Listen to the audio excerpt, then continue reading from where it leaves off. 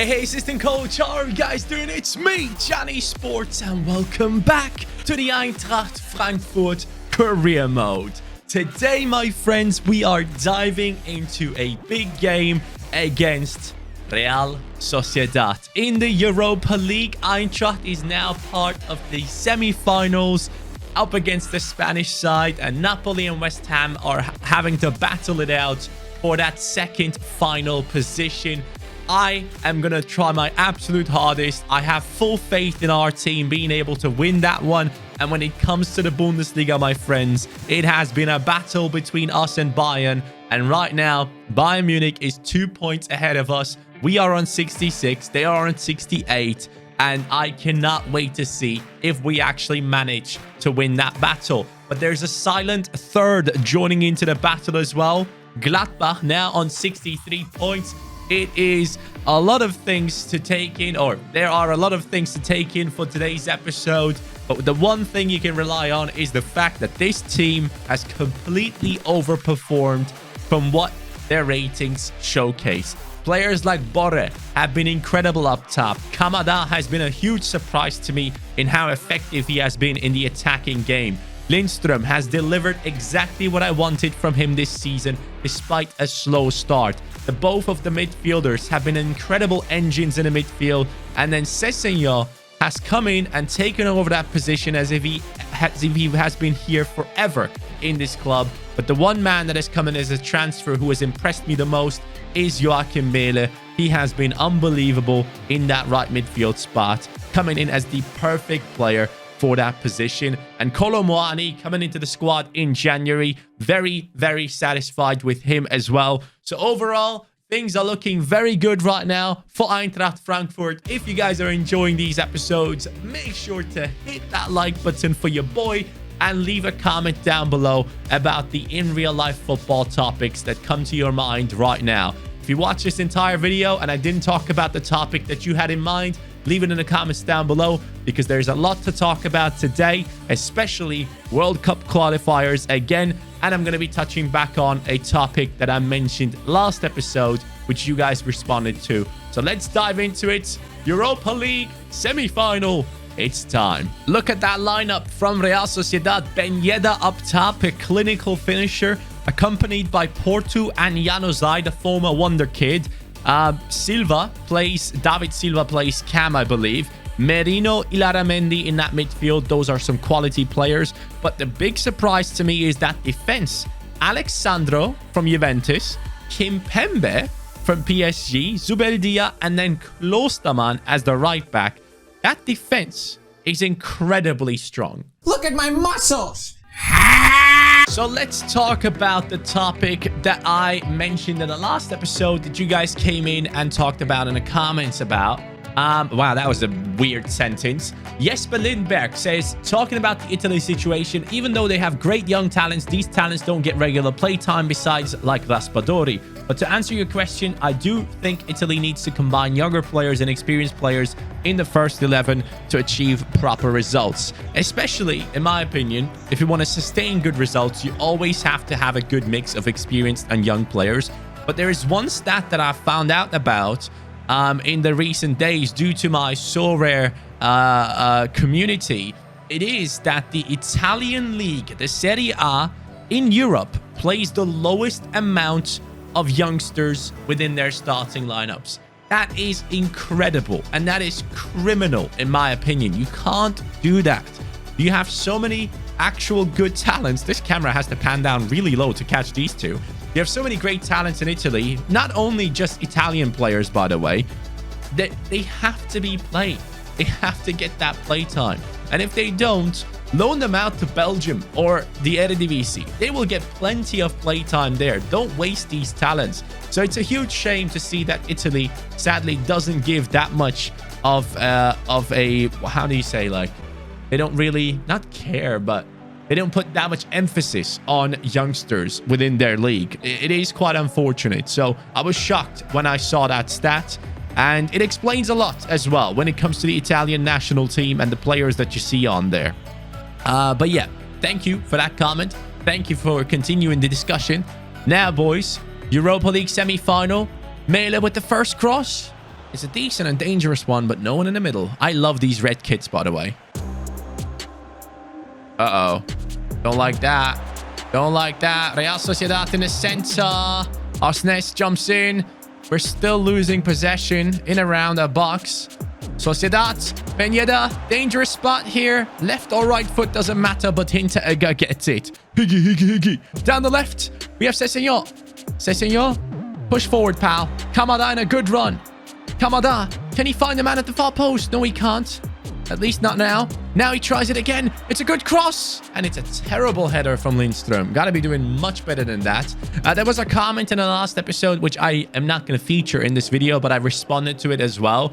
It was basically saying that Lindström should be the regen or the next Thomas Müller. And I should change his number and stuff like that. I appreciate you guys leaving a like on that comment, but at the same time, Lindström is Danish. And he is playing for a completely different club as well. So for me right now, Lindström is becoming his own man. And I want him to not be the next this and that. I want him to be the next Lindström. That's what I want him to be. And he just scored his first goal for the national team, I believe. At least I saw that on social media. People were talking about it. So very happy to see that his success is continuing on national level as well.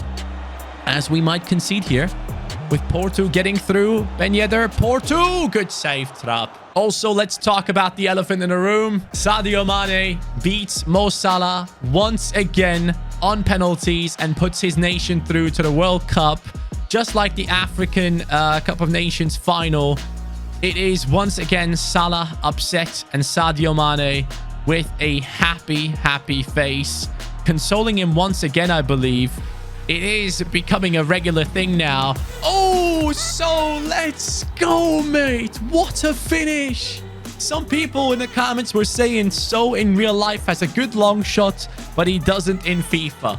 Well, now he does. Take a look at that strike from outside the box by the midfield engine himself.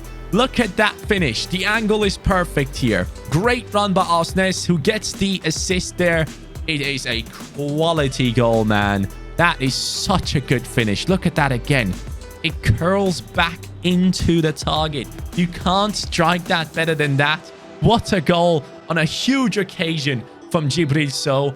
But going back to the whole Sadio Mane and Salah thing, have you guys seen on the penalty shootout the lasers that were pointed at the Egypt players' faces, man? It was mental. At some point, Salah looked like the Hulk. Like, I'm not even kidding. The amount of lasers he had in his face, you'd think he's turning into Hulk any second. He was completely greened up. But it is what it is.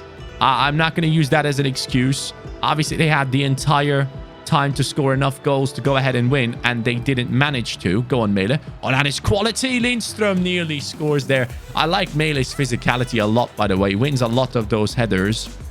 But yeah, Salah is out once again of a big competition with Egypt. It's very unfortunate for him as Rafael Borges scores a header.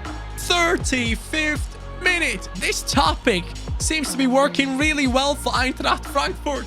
Borges, come on. I really do wonder if Kolo Muani, coming into this Eintracht squad, thought that he would be the main man as he signed his deal, because as things stand, not just in my career mode, but also in real life, Rafael Santos Borre is doing bits, and it's going to be tough to get him out of that starting lineup spot for Kolo Muani. I wish him good luck. It's not just the Salah situation, by the way, that we need to talk about when it comes to African nations trying to qualify for the World Cup. As far as I know, Ghana has gone through against Nigeria, two massive nations coming up against each other, and Ghana gets it done. And Nigeria fans were so upset that they pushed onto the pitch. Like, they all ran onto the pitch. Go on, Mene. Yes, it's 3-0.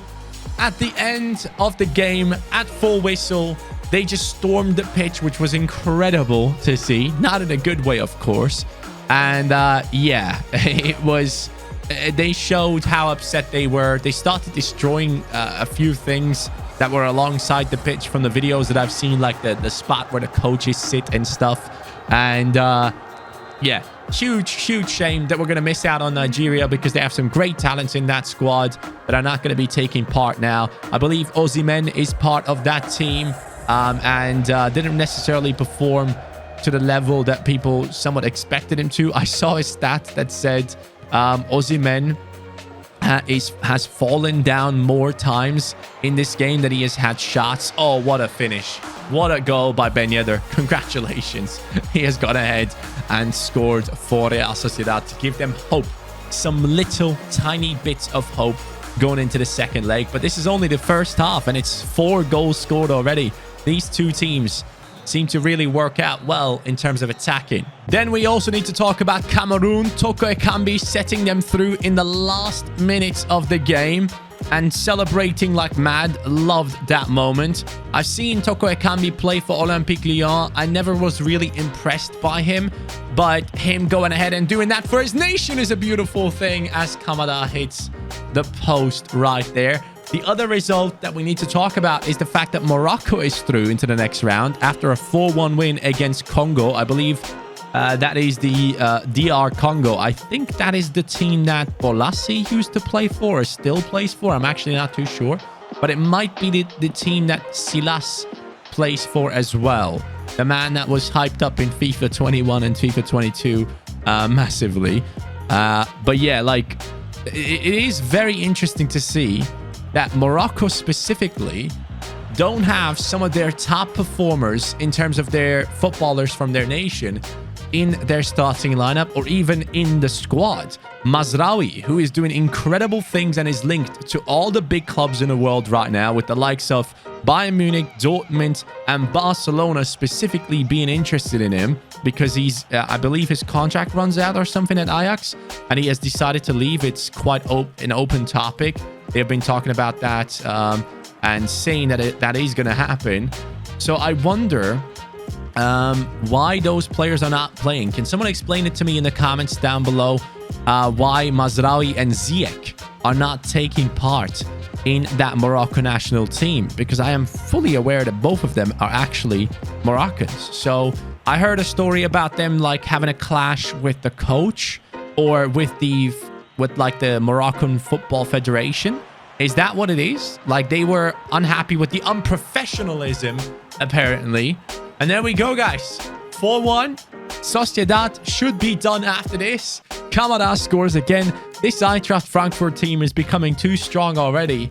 I mean, I don't even have a lot of players above the 80 rating. I mean, we have 1, 2, 3, 4 players that are below 80, and we are smacking Real Sociedad into pieces right now. We're going to jump into the results. It is a 4-1 victory. No substitutions, no nothing. Just pure smashing. So after that big win, we're now up against Leverkusen, who are 5th in the league. Bayern Munich currently 5 points ahead of us, so they are definitely leading the line as we speak. It's not necessarily looking too great for us. Obviously, this Bayern Leverkusen game is big. And talking about 80 rated players, Lindstrom gets to the 80. Come on then, lad. I like that. Kamada, 82 rated. And we now only need Mele to get to that 80 rating as well. I'm pretty sure he's going to get there quite quickly. But we also have to recognize that Kolomwani is only 1 rating below Borre. So, yeah, that's something to keep in mind as he will want to play more games very soon. Now, when it comes to contracts and stuff, I don't think I've double-checked lately. So let's dive straight in there. Give new contracts to some of these players. Obviously, it's very important to keep everyone as happy as we possibly can. Chandler's not necessarily extending, but he's getting more money. So congratulations to him. I hate when it does that. When I delegate contracts, just go ahead and give them at least 1 year on top of it, man. It is very annoying. Beba, by the way, still potential to be special. Big player for us. And then we have Graal here, who is our backup goalkeeper. I'll keep him happy for now. And that is going to be it. We have everything signed off. The rest of these boys, I won't extend. They're too low rated anyways. But when we look at players that are loaned out, Achi on a 70 rating. Salazar on a 72 as we speak. And that is it, I believe. We don't have anyone else on loan. So that is fine. Bayern Munich, I need to chase him down. So let's dive straight into it. Oh, Enis Bardi plays for Leverkusen. Let's go. Love that. So Bayer Leverkusen is the best defensive club in the league right after us. Let's put that to the test, lads. I want to see this team do very well. Let's talk about some of the Bundesliga players and some of the moves that people expect for them. So for Bayern Munich specifically, there are talks of a bunch of players possibly being moved on. Players like Marc Roca and Tolisso could be moved on apparently, which I think Roca should stay. I like him. I think he is a good backup to have. It's just down to if he wants to be a backup only at a top club, or if he wants to be a starting lineup player at a mid-table club. That's the question that he needs to ask himself, and he's still quite young as far as I know. So I would understand why he would want to get starting lineup football. But apparently, if those two go, Bayern Munich are interested in the next Pogba, but hopefully this one is going to be more consistent and not only play for his national team. They are interested in Gravenberch. How do we feel about that one? The Ajax wonder kid, only 19 or 20 years old right now, showcasing some real talent in that Ajax squad, of course, and showcasing the ability of being a box-to-box / CDM. Like he can do anything pretty much in that midfield. So people ask themselves, is this the right move for Bayern Munich to go after him? Now, as a Bayern Munich fan myself, I have seen Nagelsmann play Musiala in that center midfield role, which I think is the position for Goretzka normally when he's fit. So normally the best midfield of that Bayern Munich squad consists of Kimmich, Goretzka +1, right? So that is how it works. But there could be a way in which they integrate Gravenberch into that and let Goretzka move forward even more, because Goretzka is quite successful when he moves forward. So I could see that happen. I just wonder if Gravenberch would be ready to be sat on the bench a lot of times. I don't necessarily think that if he joins Bayern Munich that he plays straight away. But what Nagelsmann has been trying to do is he's been trying to turn Musiala into a center midfielder, and he's openly come out and said that that is the position that he wants to play him, as like an 8 on that left-hand center midfield position. I wonder if that is his plan instead of going for Gravenberch. Now, the good thing about the Gravenberch situation is I believe his contract runs out the season after, so he's not going to be as expensive. So apparently Bayern could get him for up to like 25 million. For that amount, that talent that you get, you can easily bring him in, test him out for 1 or 2 years.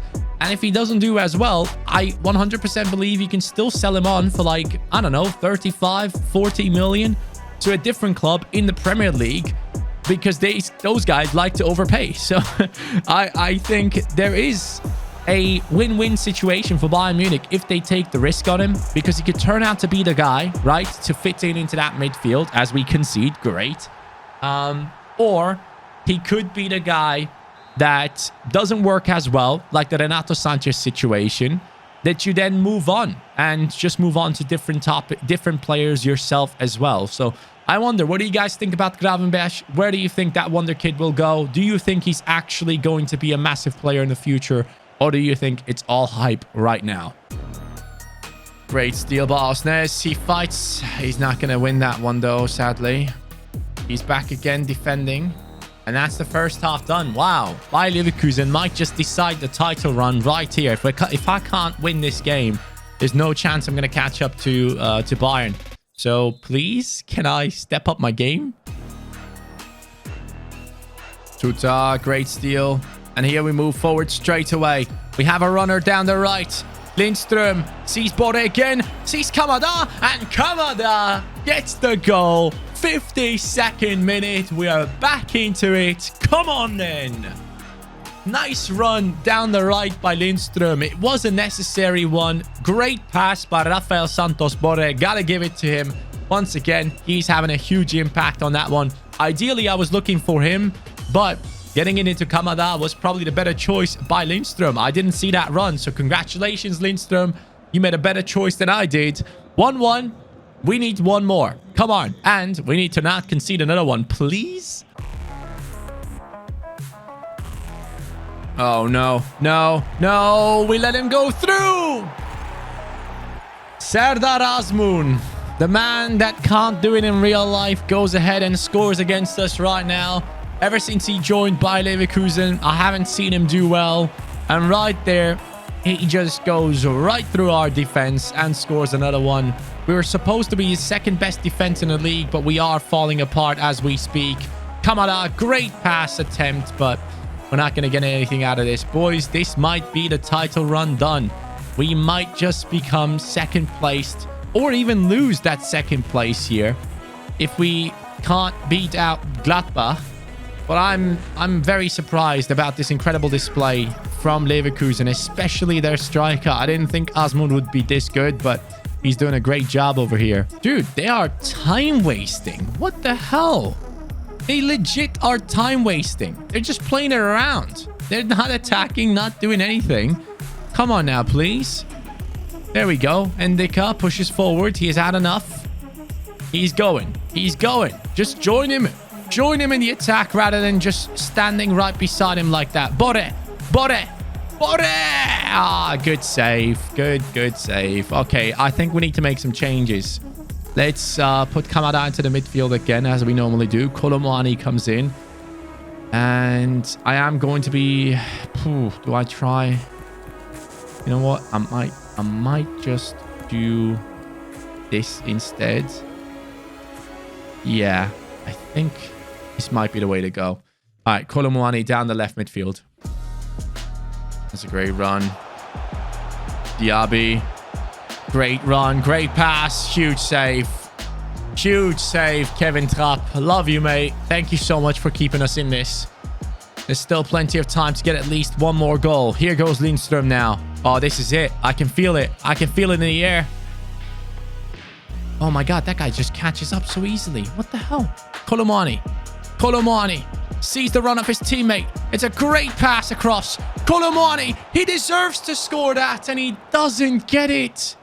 What the hell? I should have probably taken a shot myself. That might have been just a season-deciding moment, my friends, because Leverkusen could be getting the last chance here, and it seems like they did. This game is over. We have lost against Bayer Leverkusen, and we are basically out of the title race with that one. I can't believe it, but it has happened.